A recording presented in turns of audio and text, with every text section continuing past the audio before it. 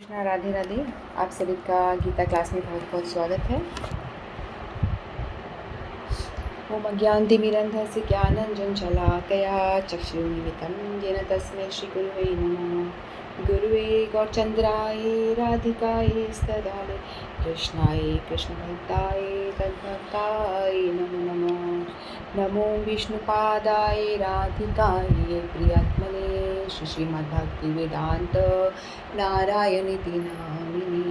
श्रीकृष्णलीला कथने सुदाक्षं औदार्य माधुर्यगुणच्युतं वरं पुरुषं महन्तं नारायणं तं च नमामि।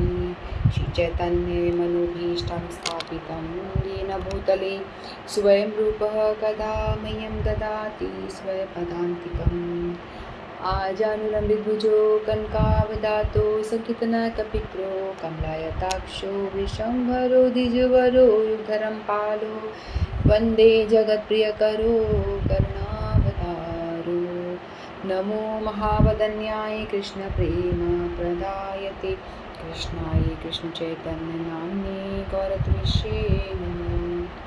हे कृष्ण करुणा सिन्धो दीनबन्धो जगत्पते गोपेश गोपिका कान्त श्रीराधाकान्त नमस्तुते। तत्काञ्चन गौराङ्गी राधे वृन्दावनेश्वरी वृषभानुसुतदेवी प्रणमामि हरिप्रिये।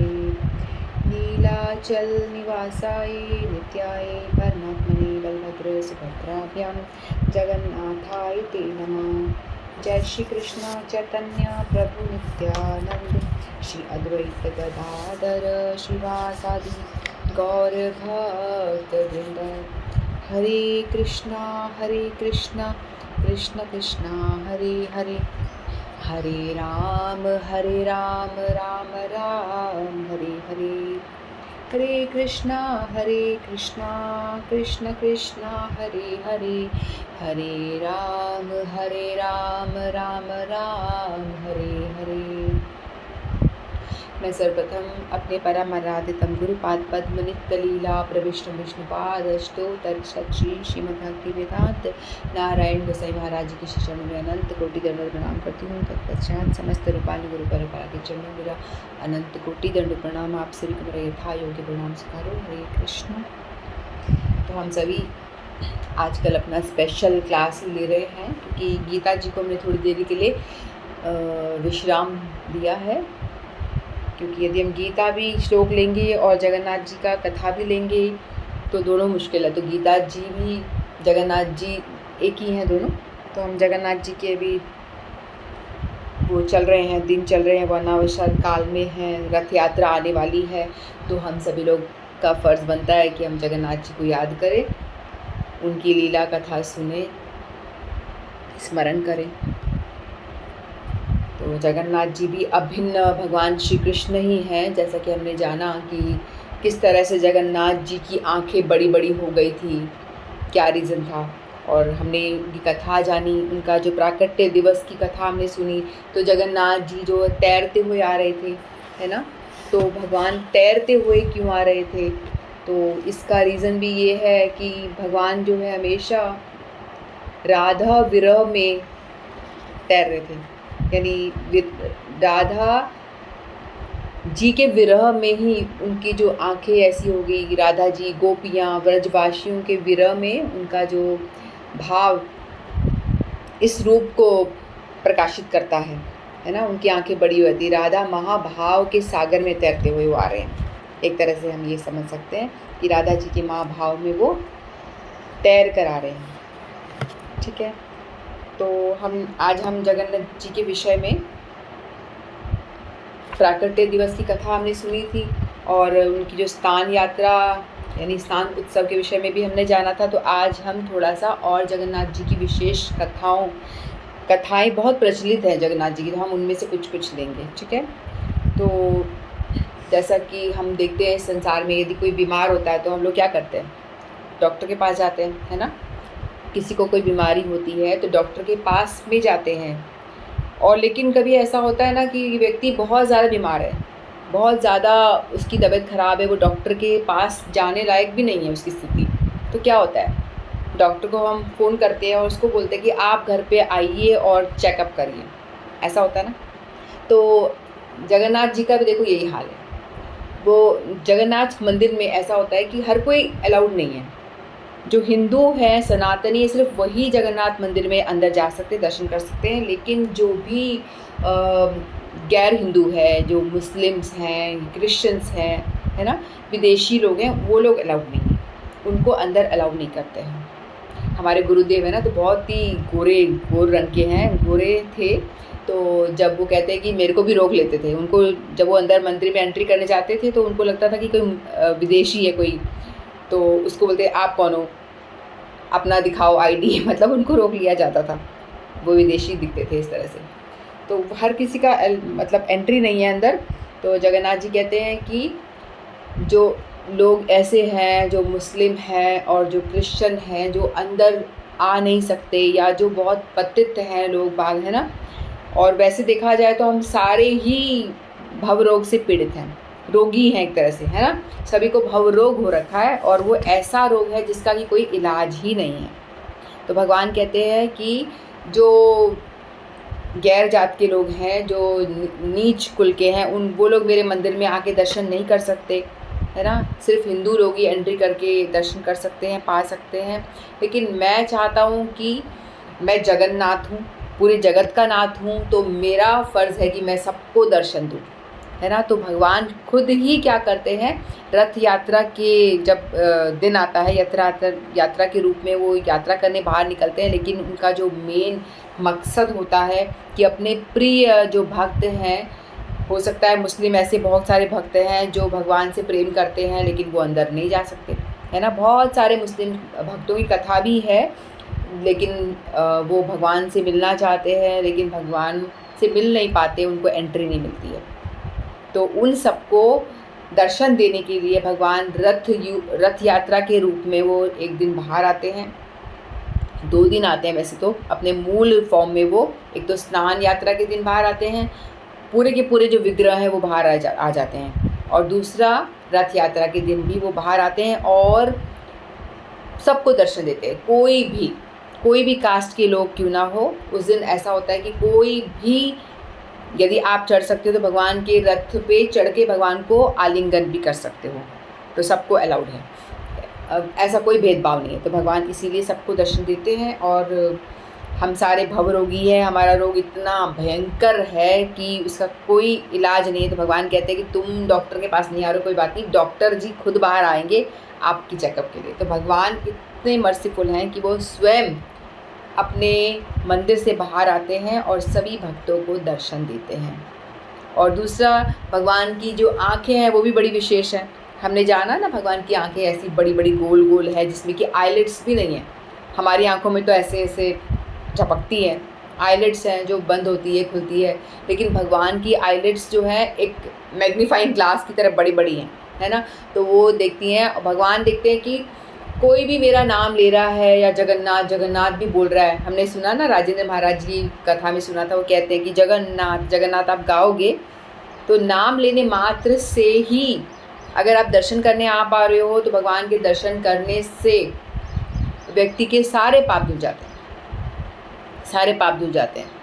लेकिन यदि आप नहीं जा पा रहे रथ यात्रा में, लेकिन तो भी यदि आप जगन्नाथ जगन्नाथ जगन्नाथ गोपीनाथ ऐसे भी अगर आप बोलते हो, तो भी आपके अनंत पाप धुल जाते हैं। चाहे आपने क्यों ना ब्राह्मण हत्या करी हो, या बड़े से बड़े जितना भी लेवल का पाप किया हो, सारे पापों का भंजन हो जाता है, सब नष्ट हो जाते हैं। तो जगन्नाथ जी इतने मर्सीफुल है, और जगन्नाथ जी हैं जो कोई भी अपराध नहीं लेते, अपराध नहीं देखते हैं। वो अपनी बड़ी बड़ी आँखों से, चाहे कोई भी भक्त उनका बहुत दूर खड़ा हुआ है ना, वो तो नहीं देख पा रहा है भगवान को, वो दूर भीड़ में दबा हुआ है और वो देखने का प्रयास कर रहा है, देख नहीं पा रहा। लेकिन जगन्नाथ जी कहते हैं कि मैं जो हूँ 6 फीट का, जगन्नाथ बलभद्र सुभद्रा, इनकी जो विग्रह है ना, इतने बड़े विशाल हैं। जगन्नाथ जी का और बलभद्र जी का 6 फीट का, 6 या 6.5 फीट का, इतने बड़े बड़े विग्रह होते हैं। और जो सुभद्रा जी हैं उनका शायद 5 फीट का विग्रह, इतना बड़ा बड़ा उनका विग्रह है। तो वो सभी को बड़ी बड़ी आँखों से चाहे कोई भीड़ में कहीं भी खड़ा हो, सबको दर्शन कर लेते हैं। वो नहीं कर पाते हैं तो भी वो अपनी बड़ी बड़ी आँखों से सबको देखते हैं, और वो जिनके अंदर चाहे कितने ही अवगुण भरे हो, वो ये नहीं देखते, लेकिन कोई भी एक क्वालिटी अच्छी है तो वो उसको मैग्नीफाइंग ग्लास की तरह उसको मैग्नीफाई करके देख लेते हैं और उसको ग्रहण करते हैं कि ये मेरा भक्त है, इसके अंदर ये अच्छा गुण है, ये देखो मेरे दर्शन करने के लिए आया है। ऐसे करके वो सबके गुणों को ही नोटिस करते हैं, अवगुणों को वो इग्नोर करते हैं। बल्कि भगवान कृष्ण है तो वो तो गीता में बोलते हैं, ये यथा माम प्रपद्यते तथैव भजामि हम, जो जैसा करेगा मैं वैसा फल दूंगा, तू अच्छा करेगा तो अच्छा फल, बुरा करेगा तो बुरा फल, ऐसे कहते हैं ना वो तो। लेकिन जगन्नाथ जी कहते हैं कि मैं बुरा तो देखना नहीं, बस अच्छा अच्छा ही देखूंगा, तेरे में जो अच्छाइयाँ हैं उसी को मैं देखूंगा, और मैं बिना आँखों को झटकाए सभी पे अपनी दृष्टिपात करूंगा और सबकी अच्छे गुण को मैं ग्रहण करूंगा और सबको आशीर्वाद दूंगा। तो जगन्नाथ जी जो है बहुत ही मर्सीफुल है ना। और कलयुग का जीव कैसा होता है, हम लोग भगवान कहते हैं, गीता में बताया सतत कीर्तनम माम, मेरा सतत कीर्तन करो, मेरा स्मरण करो, भगवान ऐसा कहते हैं ना। और बताया गया हमको, गुरुवर कहते हैं माला करो, हरि नाम करो।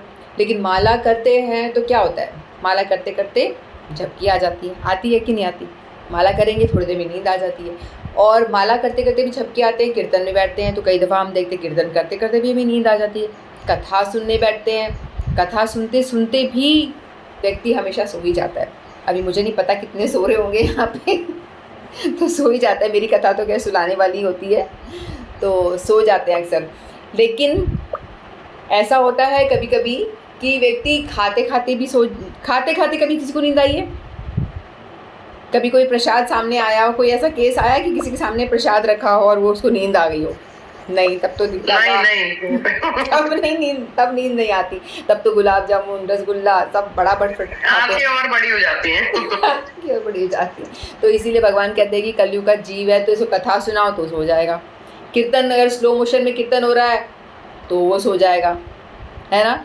चलो नाचने वाला है तो उसको नींद नहीं आएगी, और वहीं इसको कथा सुनाओ, कीर्तन सुनाओ और माला करते के टाइम तो भाई सबसे पहले नींद आ जाएगी, है ना।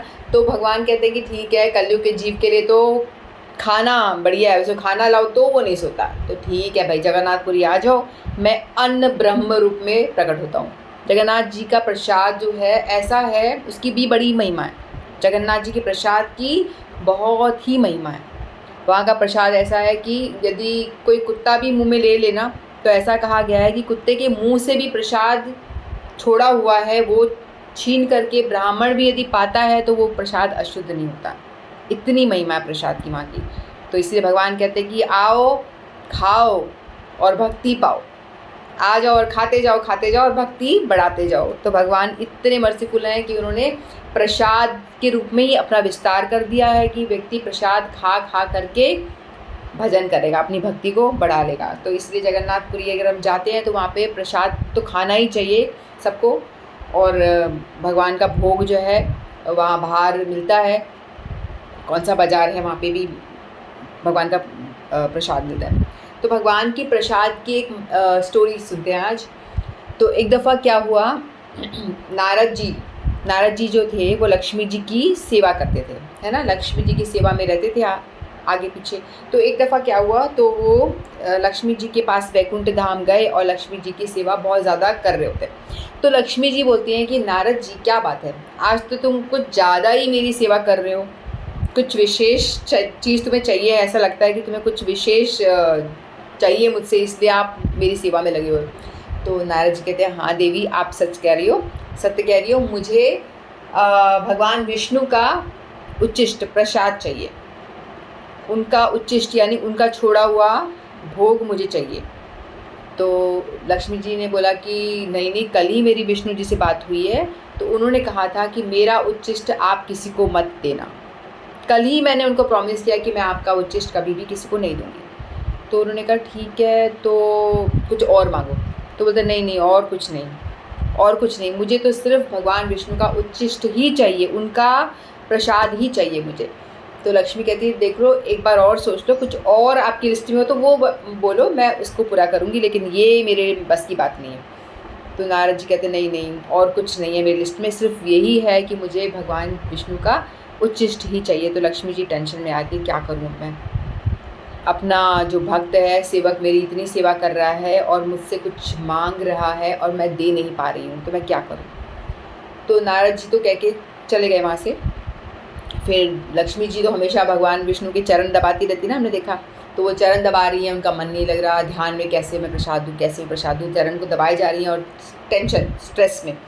तो भगवान विष्णु देखते कि क्या बात है, आज ये मन नहीं लग रहा मेरा, सेवा ठीक से कर नहीं रही हैं। फिर वो बातें करते हैं, पैर दबा के भोजन कर रहे हैं, भोजन करा रही हैं, फ़ैन कर रही हैं, सब कुछ कर रही, हवा कर रही हैं, तो भी उनका मन नहीं लग रहा। फिर भगवान पूछ लेते कि क्या बात है देवी, आपका आज सेवा में मन नहीं है क्या, आप या मुझसे रुष्ट हो, क्या बात है, आप मतलब बिल्कुल भी मन लगा के काम नहीं कर रही हो, मुझे भी आनंद नहीं आ रहा आपकी सेवा पा करके।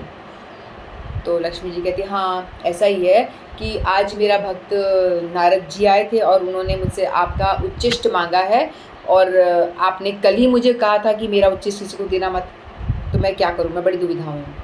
तो विष्णु भगवान कहते हैं कि ठीक है ऐसी बात है, तो एक उपाय है मेरे पास में, ऐसा करो, यदि जब आप मुझे प्रसाद पवा रही होगी उस टाइम पे मेरा ध्यान इधर उधर होगा, तो तुम चुपके से मेरी थाली लेना। जब आप मेरी थाली चुपके से ले लोगी तो तुम्हारी भी मतलब वचन, मेरा वचन का भी आप पालन कर पाओगी, और मैं आपको जो उपाय बता रहा हूँ इस तरह से आप नारद जी को भी प्रसन्न कर पाओगी, नारद जी को भी वो दे पाओगी जो वो चाहते हैं। तो लक्ष्मी जी ने कहा ठीक है। तो फिर लक्ष्मी जी ढूंढने लगी कैसे मौका मिले और भगवान का ध्यान इधर उधर हो तो मैं उनकी थाली खिसका लूँ, ले लूँ। तो भगवान ऐसे प्रसाद पा रहे थे, उतने में ही उन्होंने गरुड़ जी को मिला के प्लान बनाया कि गरुड़ जी को बोला कि तुम आना और उस टाइम पे भगवान को थोड़ी बातों में लगाना, तो मैं उनकी थाली ले लूँगी। तो इस तरह से गरुड़ जी की सहायता से, तो भगवान जैसे ही गरुड़ जी से बात करने के लिए उधर मुँह करते हैं तो लक्ष्मी जी चुपके से थाली निकाल वहाँ से ले लेती हैं और फिर वो थाली लेकर के नारद जी को देती हैं। नारद जी वहाँ जाके खूब प्रसाद पाते हैं, भर पेट पाते हैं, और जैसे ही भगवान का उच्छिष्ट भोग मिलता है तो उसके बाद में तो नारद की तो हालत ऐसी हो जाती है, एकदम एक्सटेसी, एकदम हाई लेवल पे हो जाते हैं एकदम, और नाचना शुरू करते हैं। नाचते नाचते पृथ्वी लोक को छोड़ करके फिर वो शिवलोक, 14 भुवन को छोड़ करके शिवलोक चले जाते हैं। पार करके शिवलोक उनको पता ही नहीं चलता, एकदम से क्या बोलते हैं वो भाव विभोर होकर के तांडव नृत्य, तांडव तो शिव जी करते हैं, वो मतलब भाव विभोर हो जाते हैं, नाचना शुरू करते हैं, फिर वो शिव जी के पास पहुँचते हैं। अब शिव जी देखते हैं कि इन्हें क्या हो गया, ये इतना क्यों आज नाच रहे हैं, इतना गा रहे हैं, क्या हुआ। बोलते शिव जी पूछते हैं कि नारद जी क्या बात है, आज आप कुछ ज़्यादा ही प्रसन्न दिख रहे हो, क्या कुछ विशेष बात है। नारद जी कहते हैं हाँ हाँ बहुत विशेष बात है, आज तो मुझे भगवान का उच्छिष्ट मिला, मुझे भगवान विष्णु का पूरा भर पेट भर थाली भर मुझे भोजन मिला और मुझे इतना आनंद आया, खाते से ही मेरे तो रोम रोम में एकदम लहर खुशी की दौड़ गई और भक्ति एकदम दौड़ गई, तो मैं नाच रहा हूँ इसीलिए मुझे बड़ा आनंद आ रहा है। तो शिव जी कहते हैं अरे हम दोनों तो भगवान के भक्त हैं, हम दोनों फ्रेंड्स हैं, तो तुमने मेरे लिए कुछ भी नहीं रखा। तो शिव जी, नारद जी कहते हैं नहीं मुझे तो ऐसा ख्याल नहीं आया, मैं तो फटाफट खुद ही पा गया। तो वो शिव जी को बड़ा गुस्सा आता है, अरे बहुत गलत बात है, तुम्हें हम दोनों साथ साथ में कीर्तन करते हैं, साथ साथ में नाचते हैं, तो तुमने कुछ मेरे लिए भी रखना चाहिए था। तो नारद जी बोलते हैं नहीं नहीं सॉरी। तो कहते कि नहीं अपना हाथ दिखाओ, कहीं कुछ तो होगा आपके हाथ में, कोई चावल का दाना या कुछ लगा होगा। तो बोलते नहीं मैंने हाथ धो लिए, कुछ भी नहीं है। तो बोला दिखाओ अपना हाथ। तो उनका हाथ लेकर के देखना शुरू करते हैं, तो उनको एक नाखून के अंदर, हमें तो बोलेंगे छी छी नाखून के अंदर से एक चावल का दाना मिलता है। तो वो चावल का दाना बोलते हैं मिल गया मिल गया। तो प्रसाद की इतनी महिमा है, नारद जी के नाखून में से एक चावल का दाना उन्होंने निकाला, बोला मिल गया। और शिव जी ने वो चावल का दाना लिया और फटाफट उसको ग्रहण कर लिया, पा लिया। और जैसे ही वो चावल का दाना पाया, शिव जी भी एकदम एक्सटेसी में आ गए, एकदम से धूम धड़ाम तांडव नृत्य शुरू हो गया उनका भी, और पूरा धरती हिलने शुरू हो गई। तांडव, जब शिव जी तांडव करेंगे तो क्या होगा, प्रलय आ जाएगा, है ना। तो वैसे ही शिव जी ने जैसे ही तांडव नृत्य शुरू करा, क्योंकि उन्होंने भगवान का उच्छिष्ट पाया, तो उनके अंदर इतना ज़्यादा वो एक्सटेसी आ जाती है ना, तो उसके वो कंट्रोल नहीं कर पाए, वो उन्होंने तांडव नृत्य ताधई शुरू हो गया उनका। और उतने में ही प्रलय जैसा होने लग गया, और जितने भी जंगल में शेर चीता वगैरह थे वो सारे इधर उधर दहाड़ने लगे, ये क्या हुआ ये क्या हुआ। तो अभी तो प्रलय का समय नहीं आया, शिव जी क्यों नाच रहे हैं, उनको कोई शांत करो, इस तरह से। तो शिव जी को जाके फिर देवी देवता पहुँचते, भाई आप शांत हो जाइए, क्या हुआ? अगर आप इस तरह से नाचने लग जाओगे तो प्रलय आ जाएगी। फिर पार्वती जी आती हैं, कहती है कि शांत हो जाओ प्रभु, अभी प्रलय का समय नहीं है, आप तांडव मत करो। फिर वो शांत होते हैं शिव जी, उनको होश आता है। तो पार्वती जी पूछती है ऐसा क्या हुआ कि आप इस तरह से नाच रहे हो? तो पार्वती जी को बताते हैं कि आज ऐसा हुआ कि मुझे नारद जी आए थे, उन्होंने मुझे भगवान का उच्चिष्ट खिलाया, भगवान का जो प्रसाद था मुझे दिया। तो बोला क्या मिला आपको? तो बोला मेरे को एक चावल का दाना उन्होंने दिया, उसे खाने के बाद मेरी तो ये दशा हो गई। तो पार्वती जी ने बोला अच्छा, तो तुमने मेरे लिए नहीं रखा? तो कहते आपके लिए एक ही दाना था, मैं कैसे रखूँ? तो बोलता है एक को 2 टुकड़ों में बांट सकते हैं, उसको 2 टुकड़ों में डिवाइड कर सकते थे। मैं आपकी अर्धांगिनी हूँ, आपको लगा नहीं कि अपनी पत्नी को देना चाहिए आपको? तो बोलता है नहीं मुझे तो ख्याल ही नहीं है, मेरे दिमाग में ऐसी बात ही नहीं आई। तो बोलते हैं कि पार्वती जी बहुत गुस्सा हो जाती हैं कि तुमने ऐसा क्यों करा, तुम्हें ऐसा नहीं करना चाहिए। तो वो कहता है कि देख, फिर शिव जी मजाक में बोले कि देखो आप इतनी फॉर्चुनेट अभी हो नहीं, आपका सौभाग्य उदय नहीं हुआ इसीलिए आपको नहीं मिल पाया। देखो मेरा तो भाग्य उदय हुआ इसलिए मुझे मिल पाया, और आप तो इतनी भाग्यशाली जब होगी कभी किसी टाइम पे तो आपको भी मिलेगा। तो पार्वती जी को और गुस्सा आ गया, लेकिन मैं भाग्यशाली नहीं हूँ, मेरा सौभाग्य नहीं है, मैं हर समय तुम्हारे साथ में हर हवन में बैठती हूँ, सब कुछ करती हूँ, और तुम मुझे कह रहे हो कि मेरा सौभाग्य नहीं है। तो एकदम मुँह फुला लेती हूँ, गुस्सा आ जाता है उनको। पत्नी है ना उनकी, बहुत तेज़ गुस्सा आता है कि तुमने मुझे प्रसाद नहीं दिया। फिर वो मेडिटेशन में तपस्या करने बैठ जाती हैं, कहती कि मैं भगवान को प्रसन्न करूँगी। तो फिर मेडिटेशन में बैठ जाती, तपस्या करती रहती हैं। उतने में ही सब कुछ हिलना शुरू होता है, भगवान का सिंहासन। भगवान बोलते हैं कि क्या हुआ देवी, आप इतना घोर तपस्या कर रही हो, क्या बात है, कुछ आपको चाहिए? बोलती हाँ मुझे चाहिए। आपने मेरे पति को, भगवान शिव को आपने अपना उच्चिष्ट दिया, मुझे नहीं दिया, और उनको एक दाना मिला, उन्होंने मुझे नहीं दिया, आधा खुद खा लिया। तो भगवान कहते अरे रे तुम दुखी मत हो, उनको तो एक दाना मिला था, मैं तुमको पूरी भरपेट फुल थाली दूंगा, आप भरपेट खाना। तो बोलती ये हाँ नहीं, लेकिन मेरे को मेरे बच्चों को भी चाहिए। बोलते आपके बच्चों को भी? हाँ कोई बात नहीं, 2 थाली दूंगा, आपके बच्चों को भी, कार्तिकेय को और गणेश को, उनको भी देना, 2 थाली दूंगा, आप आराम से पाओ, आप शांत हो जाओ देवी, शांत हो जाओ, आप क्रोधित मत हो। तो फिर वो कहती नहीं, मेरे बच्चे मतलब पूरे जितने भी संसार में जितने भी बच्चे हैं, सभी जो लोग हैं ना, सब भगवान माता पार्वती के ही संतान हैं। जितने भी लोग हैं संसार में, जितने भी जीव हैं, सबके लिए प्रसाद चाहिए मुझे, अपने अकेले के लिए नहीं चाहिए। तो भगवान समझ जाते हैं कि पार्वती मैया सबके लिए प्रसाद की व्यवस्था कर रही हैं, सबको देना चाहती हैं कि जितने भी जीव हैं इस धरती पर सबको प्रसाद दे। तो भगवान ने कहा कि बहुत प्रसन्न होते कि देवी आपने सभी लोगों की, मानव मात्र की प्रसन्नता के लिए आपने सेवा की बात सोची, उनके बारे में सोचा, अपने स्वार्थ को आगे नहीं रखा। तो आप पे मैं बहुत प्रसन्न हूँ, और आपकी जो मंदिर होगा मेरे प्रांगण में, ये जो जगन्नाथ मंदिर का जो प्रांगण है ना, उसके अंदर में ही भगवान का मंदिर है, मतलब देवी का मंदिर है, विमला देवी के नाम से प्रसिद्ध है। पार्वती माता वहाँ पे विमला देवी के नाम से प्रसिद्ध है। तो वो बोला कि आप मेरे पास में रहोगी, मेरे मंदिर के अंदर ही परिसर में। फिर पार्वती जी कहते लेकिन मैं चाहती हूँ कि आप शिव जी को पनिशमेंट दो, इनको आप पनिश करो, इन्होंने गलत किया। तो बोले हाँ इनको पनिशमेंट मिलेगा, और ये इनका जो मंदिर रहेगा विश्वनाथ के नाम से, वो रहेगा मेरे मंदिर के बाहर, मेरे मंदिर के परिसर के दूर रहेगा। तो वहाँ पे जगन्नाथ जी का जो मंदिर परिसर है उसके अंदर बहुत सारे देवी देवताओं का मंदिर है, उसमें विमला देवी का मंदिर भी है, पार्वती जी का। तो भगवान ने उनसे प्रसन्न होकर के उनको वहाँ पे स्थान दिया, और भी देवी देवता उनकी सेवा के लिए हमेशा वहाँ पे रहते हैं, जैसे हनुमान जी भी हैं, शिव गणेश जी भी हैं, लक्ष्मी जी भी, बहुत सारे मंदिर हैं वहाँ पे। ये हम जाएंगे ना, छोटे छोटे बहुत सारे मंदिर बने हुए हैं मंदिर परिसर के अंदर ही। तो वहाँ पे शिव जी जो है बाहर काशीनाथ के नाम से वो दूर हैं, कि आपको पनिशमेंट मिलेगा, आप दूर रहो, इस तरह से। तो जब भी जगन्नाथ जी को भोग लगता है तो उसके बाद में पहला प्रसाद जो है माता पार्वती को, विमला देवी को ऑफर होता है, तो वो हो जाता है महाप्रसाद। तो विमला देवी की कृपा से ही ये जो प्रसाद है वहाँ पे जगन्नाथपुरी में भगवान हमेशा वितरण होता है, चाहे कितने भी लोग आ जाएं, कभी कम नहीं पड़ता, कितने भी लोग आ जाएं।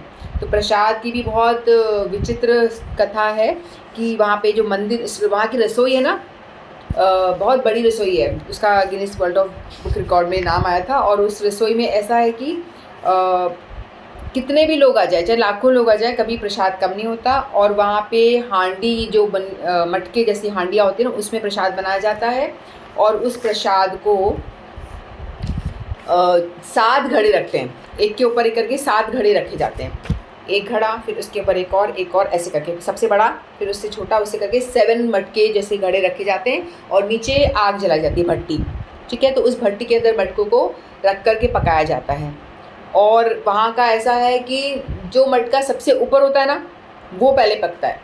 होना कैसा चाहिए, जो नीचे जो आग के कांटेक्ट में है वो पहले पकना चाहिए। अगर वो पहले पकेगा तो फिर हम नीचे वाला निकालेंगे तो ऊपर वाले सारे गिर जाएंगे ना। तो वहाँ पर सिस्टम ऐसा है कि पहले जो है सबसे ऊपर वाला पकता है, फिर उसके नीचे वाला, फिर उसके नीचे वाला, और सबसे नीचे वाला सबसे लास्ट में पकता है। तो जैसे ऊपर वाला पकता है उसको उतार के दूसरा फिर उतारते हैं ऐसे। तो इस तरह से। और वहाँ की विशेषता ये है किचन की कि जिस मटके में प्रसाद बनाया जाता है, जिन हांडियों में, उन हांडी को एक बार यूज़ करा, तोड़ दिया जाता है, उसको दोबारा रीयूज़ नहीं होता। हर बार नया नया हांडी यूज़ होता है। और किचन में कितने लोग बनाते हैं? 500 रसोइये और 300 उनके हेल्प करने वाले होते हैं। 500 रसोइये मेन होते हैं बनाने वाले, और डिशेज़ एक से बढ़ के एक बनती है। वहाँ पे आलू नहीं यूज़ होता, लहसुन प्याज तो होता ही नहीं है, खैर कहीं नहीं होता, आलू भी नहीं होता है।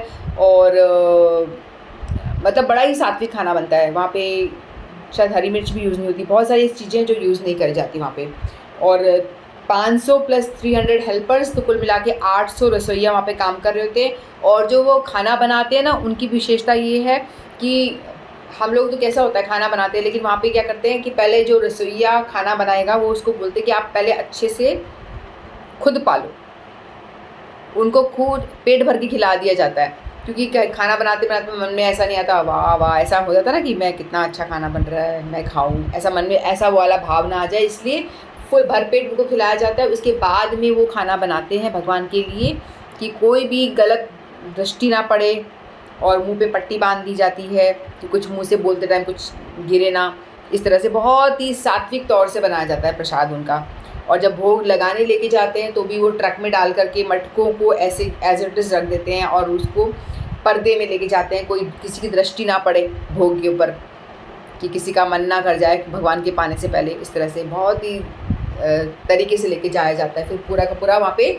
और भोग भी ऐसा नहीं है 10 मिनट रखते हैं, 1 घंटा वहाँ रखा जाता है, भगवान का चढ़ा दिया जाता है। तो 1 घंटा तक वहाँ पे रखा जाता है। और उसमें वो वेट करता है, पुजारी होता है ना, एक पानी का कुछ कलश लेके बैठता है, फिर वो देखता है, उसमें देखता रहता है जब तक कि जगन्नाथ जी का उसमें प्रतिबिंब नहीं आ जाता, तब तक वहाँ पे भोग लगता रहता है। जब वो देखता है कि प्रतिबिंब आ गया, उसके बाद में भोग उठाया जाता है, मतलब जगन्नाथ जी ने भी पा लिया, वो संतुष्ट हो गए। यदि वो उसके अंदर वो प्रतिबिंब नहीं आता, मतलब भगवान ने नहीं पाया। कभी कभी ऐसा होता है आता ही नहीं, तो वो सारा का सारा जो उठा करके भोग को क्या करते हैं, वो ज़मीन में गाड़ देते हैं। किसी को देते भी नहीं है, किसी को देंगे भी नहीं, किसी को जीव को दे दिया नहीं, सारा उठा के मट्टी खोद करके मट्टी के अंदर सारा प्रसाद वहीं पे दबा दिया जाता है। वो इसलिए क्योंकि उसमें क्या होता है कि वो भोग लगानी है भगवान का, तो भगवान का भोग लगा हुआ कोई खाएगा मतलब पाप खाएगा, तो वो किसी को पाप नहीं खिलाना चाहते, भगवान का उच्चिष्ट ही खिलाना चाहते हैं। इसलिए सारा भोग जो है ज़मीन में गाड़ दिया जाता है, किसी को देते नहीं है। लेकिन ज़्यादातर तो आ ही जाता है, कभी कभी ऐसा हुआ है कि नहीं आया है इस तरह से। तो इस तरह से उनका भोग लगता है। और जो पानी है ना, वो भी बाल्टी में इस तरह से नहीं यूज़ होता, वो कुआँ एक स्पेशल है, उस कुएँ का ही पानी यूज़ होता है, जिसमें कि सभी नदियों का, यमुना नदी सभी वो जल होता है, और उसको पाइप से कनेक्ट करते हैं और वो पानी डायरेक्ट यूज़ होता है। तो इसमें बहुत सारे नियम है वहाँ पे खाना बनाने के। इस तरह से उनकी रसोई जो है बहुत बड़ी रसोई है, और उसको लोग देखने आते हैं। वहाँ पे टिकट लगता है, शायद टिकट लेके देखते हैं लोग बाग। वहाँ तो भीड़ बहुत होती है, बहुत दर्शन भी बड़े मुश्किल से मिलते हैं।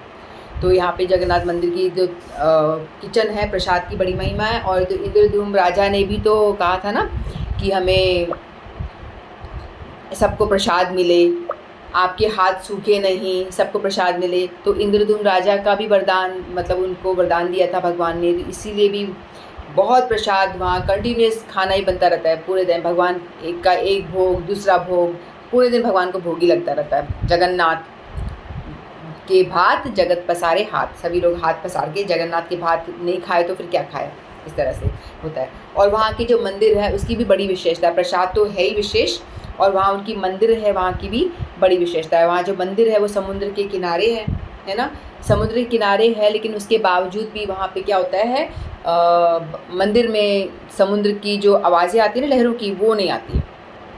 पहले जो लक्ष्मी जी है जगन्नाथ जी की जो वाइफ है ना, रुक्मिणी देवी ही है, जगन्नाथ जी द्वारकाधीश हैं। जगन्नाथ जी का मंदिर है, उसको बोलते हैं द्वारकापुरी। और जब वो रथ यात्रा होती है उसके बाद जो उनको लेके जाते हैं वो उसको मानते हैं वृंदावन धाम, अभिन्न वृंदावन, सुंदराचल भी कहते हैं और अभिन्न वृंदावन भी कहते हैं। तो जगन्नाथपुरी में वृंदावन भी है और द्वारकापुरी भी है। यहाँ भगवान का ऐश्वर्य भाव भी प्रकाशित करते हैं पूरी धाम में।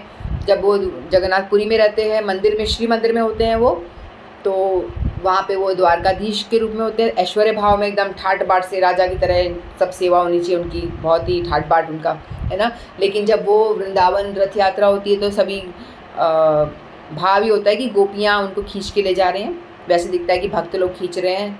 तो हमारे गुरुदेव बताते हैं कि इसका ये भाव है कि सारी गोपियाँ हैं, वो कह रही हैं कि आप यहाँ राजा बन के मत रहो, हमारे साथ चलो, हमारे हृदय रूपी रथ में बैठ करके वृंदावन चलो, वहाँ गोप वेश में, मतलब वनमाला पहनो, ये सोने चांदी के आभूषण वगैरह उतारो और बांसुरी उठाओ और हमारे साथ रास विलास करो, हमारे साथ टाइम स्पेंड करो, जैसे एक ग्वाले की तरह आप रहते थे वैसे ही रहो, कोई राजा बन के मत बैठे रहो। तो उनको अपने हृदय रूपी रथ में वो खींच कर लेके जाते हैं, ये भाव होता है रथ यात्रा का। और वो वृंदावन लेके जाते हैं, फिर वहाँ पे जाके जगन्नाथ, बलभद्र, सुभद्रा, वो तीनों वहाँ पे बहुत आनंद करते हैं, अपनी मैया के साथ में टाइम स्पेंड करते हैं, गोपियों के साथ में, ग्वाल बालों के साथ में वो टाइम स्पेंड करते हैं। तो वो ये भाव होता है रथ यात्रा का।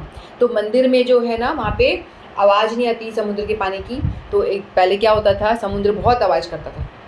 तो समुद्र देवता जो है वो लक्ष्मी जी के पिता हैं, समुद्र मंथन से लक्ष्मी जी प्रकट हुई है ना, तो जगन्नाथ जी सो नहीं पाते थे, बहुत आवाज़ आती थी, बहुत ज़्यादा आवाज़ें आ रही थी, तो वो उनको नींद ही नहीं आ पाती, घर घर घर घर आवाज़ें जोर जोर से आ रही लहरों की, तो बहुत परेशान हो जाते हैं। तो क्या है ये, ससुर जी सोने ही नहीं देते, हमेशा इतनी आवाज़ें करते रहते हैं। तो उन्होंने बोला, हनुमान जी को बोला, आप एक काम करो, आप समुद्र की आवाज़ को ना बंद कर देना, ताकि मेरे मंदिर में ना आए, मुझे सोने में बहुत दिक्कत होती है। तो वहाँ पे कान फाड़ा नाम के एक हनुमान जी, कान फाड़ा इसी नाम से प्रसिद्ध हैं, तो वो हनुमान जी है। वो क्या करते हैं, सारी आवाज़ को रोक लेते हैं, अपने कान में रोक के रख लेते हैं, और वो जो है आवाज़ है मंदिर तक जाती। तो हम ये देखते हैं कि मंदिर के बाहर तक अगर आप रहोगे तो आवाज़ जोर जोर से आती है, लेकिन मंदिर के अंदर जो है ना, वो आवाज़ बिल्कुल भी नहीं आती, क्योंकि वो हनुमान जी हैं, वो सेवा करते हैं, आवाज़ को वहीं की वहीं रोक के रखते हैं, अंदर नहीं आने देते। और वो समुद्र के पानी को भी अंदर नहीं आने देते, उसको भी रोक के रखते हैं। तो उनकी सेवा है कि समुद्र के पानी, जो समुद्र उनके ससुर हैं, उनका कभी कभी मन करता है कि वो अपने दामाद से मिलने के लिए जाएँ, तो वो कभी कभी मंदिर में लहरें भी आ जाया करती थी बार बार। तो उनको जगन्नाथ जी ने बोला है कि आपकी सेवा है कि आप यहीं पे समुद्र की लहरों को रोक के रखो, कभी बाढ़ नहीं आनी चाहिए और आवाज़ भी मेरे मंदिर तक नहीं आनी चाहिए। तो हनुमान जी को बोला ठीक है। तो हनुमान जी वहाँ पे, कान फाड़ा हनुमान जी नाम से हैं, तो वहाँ पे वो सेवा करते हैं। तो हनुमान जी तो चंचल, उनको लगता है कि राम जी की सेवा नहीं हो पा रही, आज सीता मैया के हाथ से बने लड्डू नहीं खा पा रहा, मन में ऐसा हो रहा है उनके। तो एक दिन उन्होंने क्या करा, उनको बड़ी याद आई राम जी की और सीता जी की हाथ से बने लड्डू खाने की, तो एकदम से वो चले गए वहाँ से और समुद्र का पानी अंदर आ गया। तो जगन्नाथ जी ने बोला, कहाँ गए वो हनुमान कहाँ है, सेवा में क्यों नहीं है, कहाँ चला गया, ऐसे कैसे हुआ। तो उन्होंने बोला कि हनुमान जी तो यहाँ पे है नहीं, वो शायद चले गए। तो फिर बोला पकड़ के लाओ उनको। फिर हनुमान जी को लाया गया। फिर हनुमान जी को पूछा कि तुम कहाँ चले गए थे अपनी सेवा छोड़ के। बोला कि प्रभु बड़ी याद आ रही थी मैया के हाथ के लड्डू खाने की, वहाँ चला गया था, ठाकुर राम जी के दर्शन को भी चला गया था। तो बोला ये बांधो इनको, क्या मैं राम जी से अलग हूँ। उन्होंने इससे बोला भगवान ही तो सभी वेश में होते हैं। तो बोला बांध दो इनको बेड़ियों से, कहीं जाने ना पाए, भाग जाता है इधर उधर। तो उनको बांध के रखा हुआ है। तो बेड़ी के हनुमान जी के दर्शन वहाँ होते हैं, बेड़ी के हनुमान जी, तो उनको बेड़ियों से बांध दिया कि कहीं भाग ना जाए, सेवा अपनी ठीक से करे। तो इस जगन्नाथ जी की बहुत सारी कथाएँ, हनुमान जी की रिलेटेड भी कथा है और उनकी कई सारी कथाएँ हैं, बहुत प्रचलित है। और जगन्नाथ जी अपने जो भक्त हैं ना, उनको बहुत भक्त वत्सल हैं, बहुत ही प्रेम करते हैं। तो एक कथा आती है, भगवान को ना अपने भक्तों में जो गर्व हो जाता है ना, बहुत ज़्यादा अभिमान, बिल्कुल पसंद नहीं। ज़्यादा अभिमान यदि कोई करता है तो भगवान को बिल्कुल ही पसंद नहीं आता। तो एक दफ़ा क्या भगवान के साथ में सुदर्शन चक्र होते हैं, है ना, देखा है ना आपने सुदर्शन चक्र। तो फिर एक दफ़ा सुदर्शन चक्र के मन में गर्व हो जाता है, अभिमान हो जाता है। वो कहते हैं कि भगवान तो देखो हमेशा मुझे राइट हैंड में धारण करके रखते हैं और मेरे बिना तो भगवान का काम नहीं चलता, मैं कितना भगवान का सबसे बड़ा भक्त हूँ और मेरे बिना तो भगवान का काम नहीं चलता, हमेशा मुझे अपने हाथों में रखते हैं। तो उसके मन में बड़ा ही अभिमान हो जाता है कि मैं सबसे बड़ा भक्त हूँ। तो ऐसे भगवान जब देखते हैं कि मेरे भक्त के मन में अभिमान हो गया, तो भगवान को तो अभिमान बिल्कुल भी पसंद नहीं है। भगवान को तो बिल्कुल तृणादपि शूनि चैन रहो तो ही भगवान को पसंद आते हैं। बिल्कुल दीनहीन जो भक्त होते हैं, दीनहीन दिखावे वाले दीनहीन नहीं, मैं दीन बोलना नहीं, दीनहीन होना भी है, बोलना काफ़ी नहीं है, बोलने से कोई दीनहीन नहीं हो जाता। तो फिर वो कहते हैं कि मेरे भक्त के अंदर अभिमान आ गया है तो इसका अभिमान तो नष्ट करना पड़ेगा, भगवान को पसंद नहीं। तो भगवान कहते हैं कि सुदर्शन चक्र को बुलाते हैं, इधर आओ। तो बोलते हैं जी प्रभु, एक काम करो, साउथ की तरफ आप चले जाना, वहाँ पे मेरा एक भक्त है, एक पेड़ के नीचे, विशाल पेड़ के नीचे बैठ के वो तपस्या करते रहते हैं हमेशा, उस मेरे भक्त को तुम लेकर आओ। बोलते कौन है आपका भक्त? मेरे से बड़ा कौन भक्त हो गया, मैं ही सबसे बड़ा भक्त हूँ। उनके मन में तो अभिमान था कि मैं ही सबसे बड़ा भक्त हूँ। बोलता कि मैं ही सबसे बड़ा भक्त हूँ, और कौन भक्त हो गया मुझसे बड़ा? तो कहते नहीं, तुम जाओ, हनुमान है वहाँ पे, उनको बुला के लाओ। तो कहते ठीक है। तो वो जाते हैं वहाँ पे। अब जा कर के जैसे जाके बोलते हैं कि हाँ जगन्नाथ जी ने आपको बुलाया, हनुमान जी को प्रणाम करते, जगन्नाथ जी ने आपको बुलाया, चलो मेरे साथ। तो हनुमान जी कहते हैं तुम चलो, मैं आता हूँ। जगन्नाथ जी के नाम से हनुमान जी को कोई अट्रैक्शन नहीं होता, तो कहते हैं कि तुम चलो, मैं आता हूँ। तो हनुमान जी नहीं आए। फिर गए, बोले कि क्या हुआ? बोलते वो तो आए नहीं, ऐसे कहो तुम्हारे प्रभु श्री राम तुम्हें याद कर रहे हैं। तो बोले ठीक है। तो वो दोबारा जाते हैं, सुदर्शन चक्र कहते कि प्रणाम करके बोलते कि आपके प्रभु श्री राम ने आपको याद किया। तो वैसे हनुमान जी एकदम से क्या श्री राम प्रभु ने मुझे बुलाया? अभी चलो अभी चलो। बोलता है कि मेरे साथ बैठ जाओ, मेरे साथ मेरी पीठ पे बैठो, मैं तुम्हें ले जाता हूँ। कहता है कि नहीं तुम्हारी कोई ज़रूरत नहीं, मैं आ जाऊँगा। तो हनुमान जी हैं, वो तो अपनी मन की गति से सुदर्शन चक्र से भी पहले पहुँच गए। लेकिन सुदर्शन चक्र ने क्या किया था पहले ही कि हनुमान जी जब आएंगे तो उसने चाल चल रखी थी। तो जगन्नाथपुरी में 4 दरवाजे हैं, तो चारों गेट पर उन्होंने सुदर्शन चक्र ने अपना विस्तार कर दिया और 4 रूप में, अलग अलग फॉर्म में, और एक रूप में भगवान के साथ में अंदर। तो 4 फॉर्म में उन्होंने चक्कर को छोड़ दिया कि जब हनुमान जी आएंगे ना, उसको अंदर आने मत देना। उनके अंदर तो ईर्षा थी ना कि मैं ही भक्त हूँ, वो उन्हें कैसे भक्त कह दिया, मैं दिखाता हूँ कैसे अंदर जाते हैं वो। तो चारों गेट पे सुदर्शन चक्र ने 4 चक्र छोड़ दिए अपना विस्तार और खुद अंदर बैठे। और उतने में देखा हनुमान जी जो हैं वो आए। हनुमान जी जैसे ही पहुँचे उन्होंने देखा कि सुदर्शन चक्र रास्ता रोक रहा है। तो उन्होंने बोला कि तुमने तो मुझे इनवाइट किया और तुम ही रास्ता रोके खड़े हो, तो नहीं हो सकता, तुम दूसरे गेट से जाओ। तो दूसरे गेट पे आता है, तो वहाँ पे देखता है तो यहाँ पे भी चक्र। फिर वो बोलता है तीसरे गेट से जाओ, तीसरे गेट में जाता है तो यहाँ भी चक्र। तो हनुमान जी को समझ में आया था कुछ गड़बड़ है यहाँ, तो ये मुझे अंदर जाने देना नहीं चाह रहे हैं। तो फिर उन्होंने भगवान को याद करा आंखें बंद करके। तो भगवान ने बोला कि उनके और 4 हाथ दे दिए, 4 हाथ और प्रकट कर दिए, तो उनके 6 हाथ हो गए। तो उन्होंने क्या करा हनुमान जी ने, तो उनको समझ में आ गया कि भगवान चाहते हैं कि इनका जो है घमंड तोड़ दो, ऐसा उनके अंदर भाव आया। तो उन्होंने 4 हाथों से चारों चक्र को यूँ करके पकड़ लिया, 4 हाथ से चारों चक्र को ऐसे दबा दिया, और 2 हाथ फिर भी थे अंदर। तो वो चारों चक्र को ऐसे दबा के मच्छर की तरह पकड़ करके चारों हाथ में अंदर आ गए। फिर अंदर आकर के सुदर्शन चक्र हैरान, अरे ये कैसे आ गया, मैंने तो व्यवस्था कर रखी थी कि अंदर नहीं आना, ये कैसे अंदर पहुंच गए।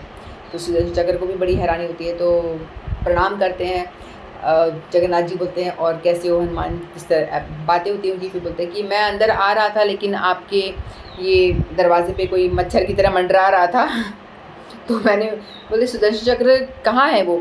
तो वो पूछते हैं कि आपको इसने रोका नहीं? बोलते हाँ रोका था, 4 चक्र ऐसे घूम रहे थे, पता नहीं क्यों मुझे अंदर जाने नहीं देते, मैंने उनको ऐसे पकड़ लिया, मच्छर की तरह पकड़ के लेकर के अंदर आते, ये देखो ये रहे मेरे हाथ में तो सुदर्शन चक्र का तो जो गर्भ था चूर चूर हो जाता है। तो भगवान कहते हैं कि मुझे पता है तुम्हारे अंदर बहुत अहंकार आ गया था कि तुम ही बड़े शक्तिशाली हो और तुम ही मेरे सबसे बड़े भक्त हो। देखो तुम शक्तिशाली भी नहीं हो इतने, तुम्हें मैं हाथ में रखता हूँ, लेकिन तुमसे भी तुम्हें ऐसे मच्छर की तरह पकड़ने वाले मसल के फेंकने वाले लोग भी हैं यहाँ पे। उनकी भक्ति का इतना बल है कि इस तरह से वो कर पाते हैं। तो सुदर्शन चक्र पैरों में गिर जाते हैं, कहते हैं कि हनुमान भगवान मुझे क्षमा कर दो, मुझसे भूल हो गई। बोले कि तुमसे भूल हो गई है, तुम्हारे अंदर इतना अहंकार आ गया था, तो तुम एक डंडे की तरह अहंकार रूप में हो गए। तो अब पहले मैं तुम्हें राइट हैंड में रखता था, अब मैं तुम्हें अपने लेफ्ट साइड में डंडे की तरह खड़े रहो। तुम्हें अंदर इतना अहंकार है तो तुम डंडे की तरह अहंकारी हो। तो भगवान ने लेफ्ट साइड में सुदर्शन चक्र को एक स्टिक डंडे की तरह वहाँ पे खड़ा रखा है ना। इन तीनों के अलावा एक सुदर्शन चक्र भी स्टिक रूप में वहाँ पे होते हैं। तो भगवान ने उनको ये फॉर्म दे दिया कि तुम यहीं रहोगे।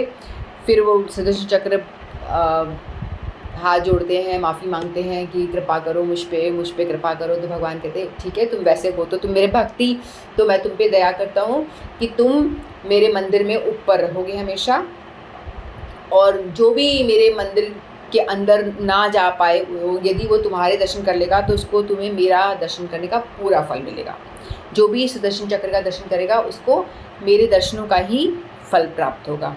तो ऐसा भगवान ने उनको वरदान दिया। तो जो भी मंदिर जा रहे हैं, दर्शन नहीं कर पाते हैं, जैसे कोई मुस्लिम है या हमारे गोस्वामी गण थे जो मुसलमान के वहाँ काम करते थे, वो लोग को भी अंदर एंट्री नहीं होती थी, वो भी हमेशा सुदर्शन चक्र के दर्शन करके और प्रसाद पा लिया कर। आनंद बाज़ार वहाँ पे है जहाँ की भगवान का प्रसाद वितरण होता है, कोई भी वहाँ आके प्रसाद पा सकता है।